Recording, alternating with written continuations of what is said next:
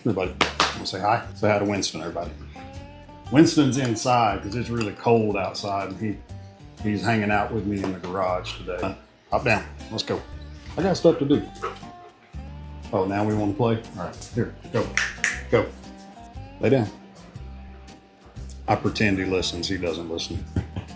Hey there, welcome to the garage. We are in the midst of the great snow apocalypse of 2026 in Middle Tennessee. So rather than doing a lot of work with welding and that sort of thing, I'm doing my part to kind of try to conserve some electricity today. Recently, I had or a while back, I had a video anyway, and I was backing up my trailer, and some had a couple of comments about, hey, you should do a video about backing up a trailer. I don't know that I wanted to say that I'm the authority on backing up a trailer. I have been backing up trailers for a long time. I feel like I'm pretty good at it.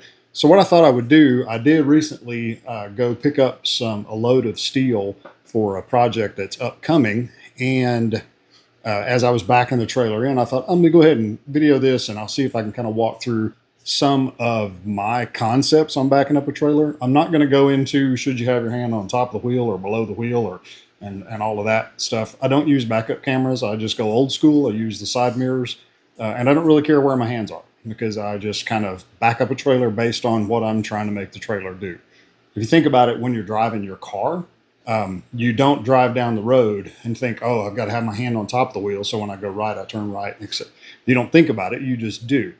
With enough practice, you do the same thing when you're backing up your trailers. The first thing that I want to throw out when you're backing in a trailer is you've got to get the setup right. So you'll notice here that I'm coming along, what you may be able to see, I make a little bit of an S curve so that I pull away from the driveway I'm trying to back into, and then I curve back. And what that does is it sets the trailer up at an angle so that I'm already going at the trajectory that I really think I need to go to get into the driveway. If I just pull in straight and then I start trying to turn the trailer to get it where I need to go, I'm going to end up having to overcompensate a whole lot to get and just end up chasing it back and forth to get it in. So wherever you're going to back a trailer, my opinion, get the setup right first so that you're as close to the working angle, we'll call it, as you can be, and you don't have to adjust very much to get the trailer. Once I get it kind of set, and I've backed into this driveway a lot, so that's a given. You'll notice I'm going really slow. I'm going a little bit extra slow because I wanted to have time to kind of talk on this video, but I also don't mind backing up my trailer slow. I'm on a cul-de-sac, so I don't have any through traffic coming through. It's just one more house. Once I get the trailer going at the angle that I want it to go, I'm basically just following or chasing that trailer. This is the way I think of it. When you're backing up a trailer, you're doing one of two things. Like if this is the truck and this is the trailer, you are either, like if the trailer is going that way, you're either following that same trajectory or chasing the trailer, which means you've got your wheels turned a little bit this way, so it's a nice arc. Or you have your wheels turned the other way, so that as the trailer is going like this, you're cutting it. You're cutting it. So I'm either turned. We'll do my wheels like that. How about that? Does that work? If I've got my wheels turned this way, then I'm following the trajectory of that trailer. If I cut my wheels the other way, then I'm turning the trailer even more and changing the direction that it's going to go. So because of the way the truck is moving. Does that make sense? I hope it does. Because that's really the only two things you're doing is you're either have your vehicle going on the same trajectory as the trailer where it's moving in a nice arc and you're kind of going a direction, or I'm cutting it the other way and changing the angle of that trailer. So that's where you get into that jackknife. As a demonstration for this, I bought a brand new Jeep and trailer, the only new Jeep you can afford these days. And I'm going to see if I can it's a little short trailer, so it's not exactly the same, but I think may give you the idea. Let me see if I can do this right. So to give you an example, if this is my street out here, right? And then this is the driveway coming in. And then it kind of opens like that, and then there's a carport here. So what I'm trying to do is get the trailer to basically follow this trajectory into that spot right there. This is more squared off. That's the corner of my house. So let's see if we can do this right. It's not exactly to scale, but you'll get the point. So as the truck comes in, I'm going to snake it this way and then turn the truck back so that the trailer is at a little bit of an angle. That way, as I'm following the trailer in, I'm basically following that same trajectory, right? Once I get here, if I stay on this trajectory, then the trailer is going to go like that. And it's going to be too steep. I don't want it to do that. So as it gets into the driveway, then I'm going to swing the front of the truck around so that I stay straight. And then I'm going to go back a little bit and I'm going to cut it again so that the trailer starts going like this. Then I'm going to follow that trajectory again. So I'm turning my wheel back. Now I don't want to run into the house. So I've actually got to swing the front of the truck hard this way to back the trailer in where it needs to go. And I realize that is an almost comically simple example of what I was trying to do using a toy car, but you get the idea.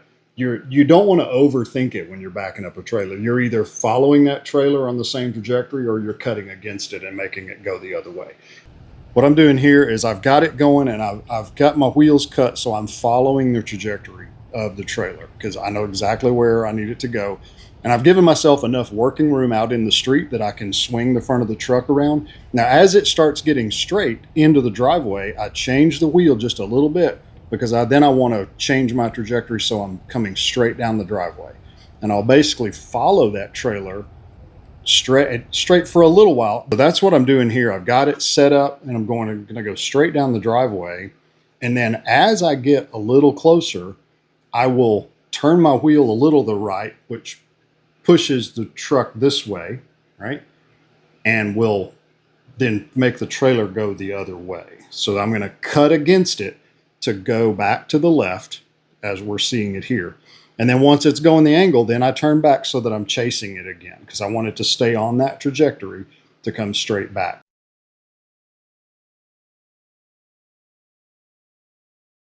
Once it gets back where I need it to be, then I'm going to turn my wheel the other way and cut against it so that I can start changing the angle of the trailer and getting it into position.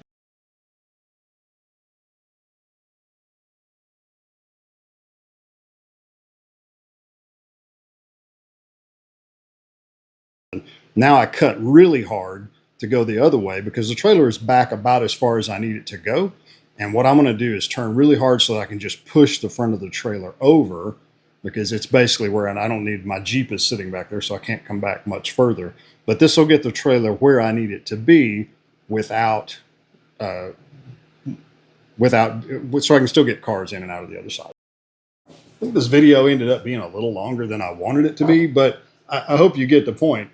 Get a trailer and kind of practice like anything else. You know how I am. You get it, you start trying to figure it out. You practice. You won't be good at it.